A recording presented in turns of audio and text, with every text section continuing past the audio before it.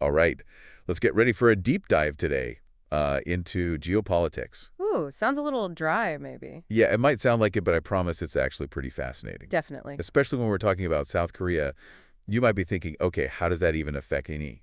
But trust me, Yeah. by the end of this, you'll see how these global power plays, they have ripple effects that reach all of us. I like to think of it like the butterfly effect, you know? Oh, yeah. Little flutter of wings in one part of the world can cause a storm on the other side. Yeah, exactly. And our source today is kind of a peek behind the curtain. Ooh. It's a What is it? VOA Korean language news segment. Okay. So it's not something you just see on CNN or whatever. Gotcha. They've got two U.S. experts on East Asia, Dennis Wilder and Robert Peters.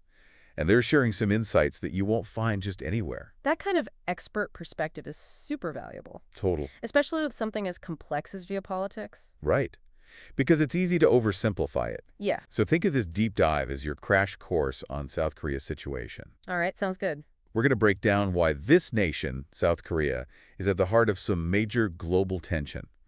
The experts actually use a pretty striking phrase to describe their position. Oh. They say South Korea is, quote, on the front line of China's expanding influence. On the front line? Yeah. That sounds a little, intense. Right. Okay, so being on the front line, what does that even look like on the ground? What is China doing? Well, the experts point to what they call China's sharp power strategy. Sharp power, okay. And a good way to think about this is imagine a company trying to take over a market. Right. One way is they could just try to buy out all the competition. Yeah. That's kind of like traditional military power. Mm-hmm. But sharp power, it's way more subtle. So it's not a hostile takeover. It's more like, like a strategic campaign to win over the market. Exactly. We're talking about using a whole range of tools. Like what? Economic incentives, swaying public opinion, even influencing academic institutions. Really? It's all these levers that can subtly shift a country's direction without firing a single shot.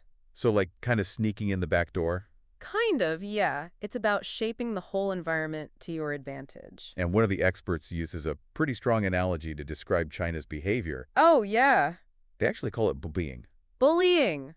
I'll admit that makes me think of, a schoolyard, you know? Yeah. Seems a bit oversimplified, maybe. I mean, it's definitely a bold statement. So does this analogy actually hold up? Right. Are there actually parallels? Well, I mean, what are some of the specific actions that they're saying are bullying? Well, for example, China has been putting a lot of economic pressure on South Korean businesses, especially those that don't align with its policies. Oh, so they're using their economic clout. Yeah, and I've also used their control over tourism. Tourism.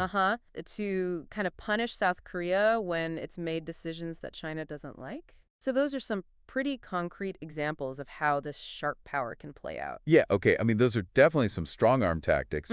But is it really bullying? That's where the historical context comes in. Oh, okay. One of the experts brings up the example of appeasement in the lead-up to World War II. Appeasement? And the argument is that when countries give in to aggressive demands out of fear, it often just emboldens the aggressor. Oh, so they keep pushing further. Exactly. They push even further. So they're saying that appeasing a bully, so to speak, it doesn't actually solve anything. Right. It just, kicks the can down the road? Pretty much, yeah. And it could make things worse. And historically, we've seen how badly that can go. Definitely. With disastrous consequences.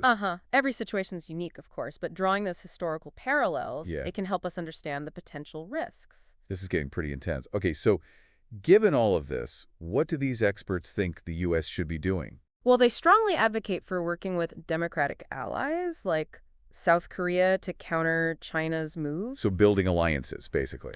Yeah, they see it as a way to bolster countries that share democratic values and create a united front against what they see as authoritarian overreach. Okay, but isn't that kind of a double standard? How so? Isn't the U.S., in a way, trying to exert its own influence by building these alliances? I mean, how is that different from what China's doing? That's a great question, and it really gets to the heart of the philosophical differences here. Okay. The experts argue that the U.S. is focused on building values-based alliance. Values-based alliance. Right, so these aren't just about strategic partnership. They're about supporting countries that share a commitment to things like democracy, human rights, and a rules-based international order. So it's less about forcing countries to pick a side and more about offering a different model. Exactly, yeah. A different vision for how nations can interact.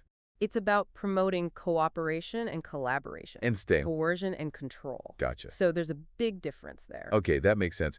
But I have to wonder, How receptive is South Korea to all this? I mean, are they eager to join forces with the U.S., or are they kind of hesitant to get caught in the middle? That is a really important question, and it leads us to maybe the most crucial dilemma facing South Korea today. Which is? Can they find a way to navigate this complex geopolitical landscape without becoming a pawn in someone else's game? Oh, that's a great point. Yeah. And I think that's the perfect place to pause and let our listeners digest all of this. Good idea. When we come back, we'll explore the potential paths South Korea could take and what each choice might mean for their future and for the world.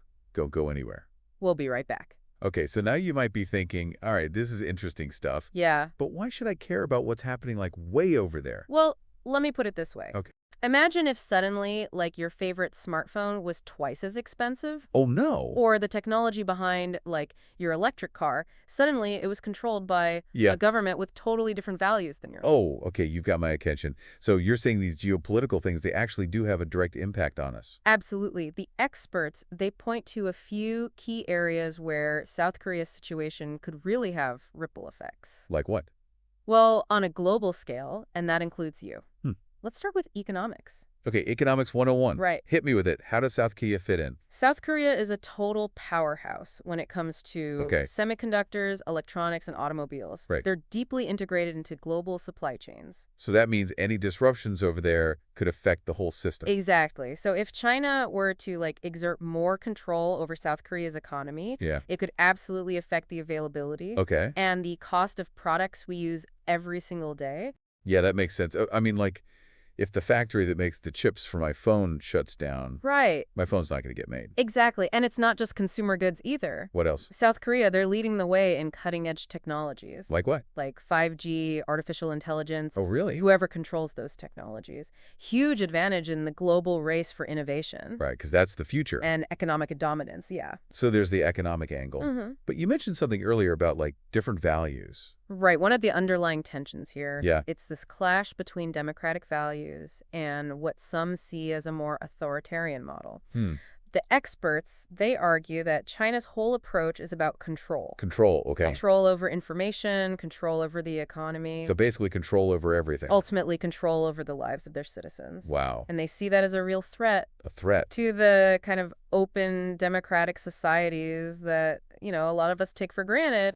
That's a good point. I mean, I definitely take my freedoms for granted. Right. Yeah. They believe if China becomes too dominant, it could totally reshape the world. Oh, wow. Undermine democratic values and institutions everywhere. So it's not just about who's got the most money or the biggest army. Right. It's really about the kind of world we want to live in. That's a key point. It's a struggle over ideas. Yeah. Over values. Over what kind of future we're all building. This is some heavy stuff, but so important, right? Definitely. Okay, so where does South Korea fit into all this? Like, what are their options? Well, they're facing this real dilemma. Yeah. On the one hand, they've got this long-standing alliance with the U.S. Right, we're allies. Based on, you know, shared democratic values, security interests. But on the other hand, China's their biggest trading partner. Oh, right. Major regional power. So they can't just, like, pick a side and be done with it. It's not that simple.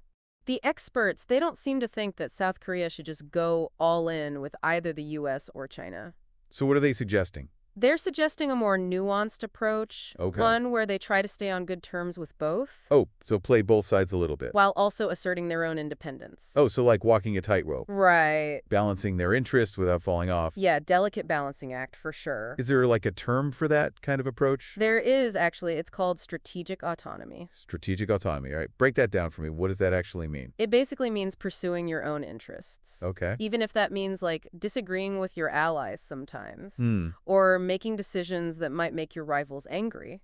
So not being a puppet. Exactly. Making choices that are best for you. Right, having the freedom to choose your own path. Not letting anyone else call the shots. And the experts seem to think that might be the best way for South Korea to navigate this. This whole geopolitical mess. Yeah, this challenging landscape. But I imagine there are some risks that come with that, right? Definitely. If South Korea isn't super careful, they could end up alienating both China and the U.S. Oh. Which would leave them pretty isolated and vulnerable. So it's like they're trying to thread a needle. It's a high-stakes game, that's for sure. No easy answers. Right, so we've talked about the risks of picking a side. We've talked about this strategic autonomy thing. Right.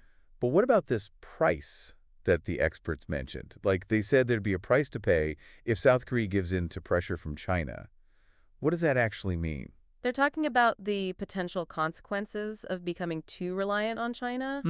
It could mean, like, compromising on values. So like doing things that you don't really believe in. Exactly. Or making concessions that weaken South Korea in the long run. So like a bad deal because you're too dependent. Exactly. Gotcha. And it's not just about economics. Oh, what else?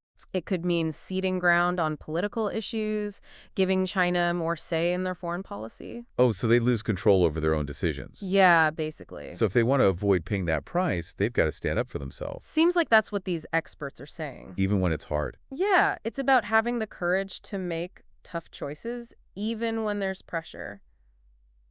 Wow, this is making me really think about how interconnected everything is. Yeah. It's not just what happens over there. It's about how those events can affect all of us. It really does highlight how interconnected our world is. Right. And it makes you wonder, what does this all mean for the rest of the world? Yeah. How could these developments affect the global balance of power, the spread of democracy, the future we're all building? That's a really good question. It is, right. And a perfect lead into our deep dive thought for the day. All right, what do you got for us today?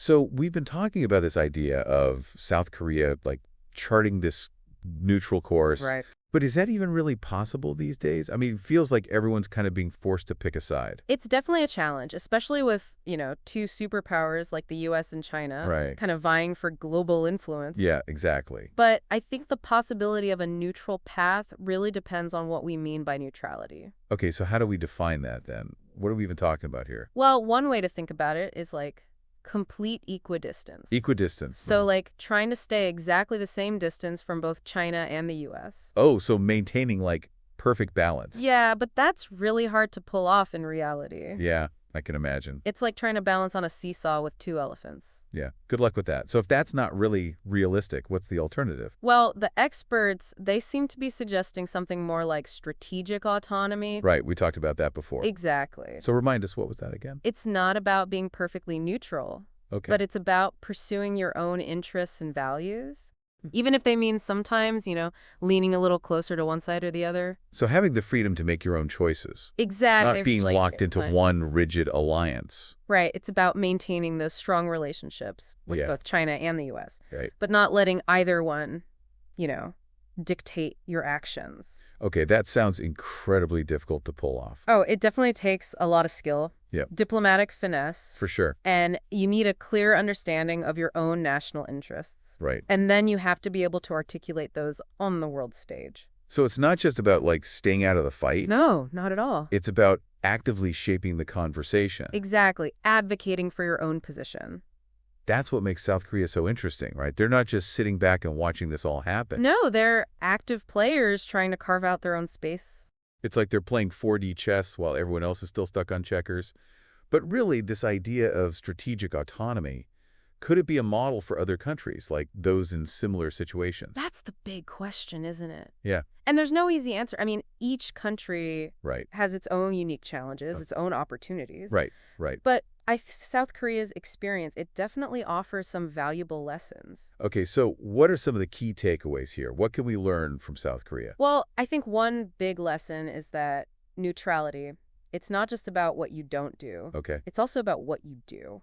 Interesting. It's about actively pursuing your own interests, building relationships, and engaging with the world on your own terms. So it's not about being passive. No. Or isolationist. Right. It's about being strategic and assertive. Exactly. With your foreign policy. And it's about standing up for your own values even when it's hard. Yeah. Because that's what real sovereignty is all about. Wow, this has been such an eye-opening conversation. It has, hasn't it? It's amazing how something that seems so far away, like, geopolitics in East Asia, right, can actually affect all of us. It really shows how interconnected our world is. And the decisions made by one country can really ripple out and affect everyone. Absolutely. That's why it's so important to stay informed. For sure. To engage with these issues. Yeah. To have these kinds of conversations. The more we understand, yeah, the better equipped we are to navigate all of this. Well said.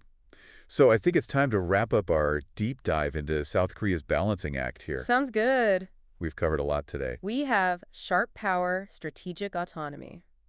Hopefully, we've given everyone some food for thought. Definitely. And remember, this is just the beginning of the conversation. Right. Keep exploring. Do your own research. Come to your own conclusions. Exactly. Thanks for joining us on this deep dive. Thanks, everyone. We'll see you next time for another exploration of the forces shaping our world.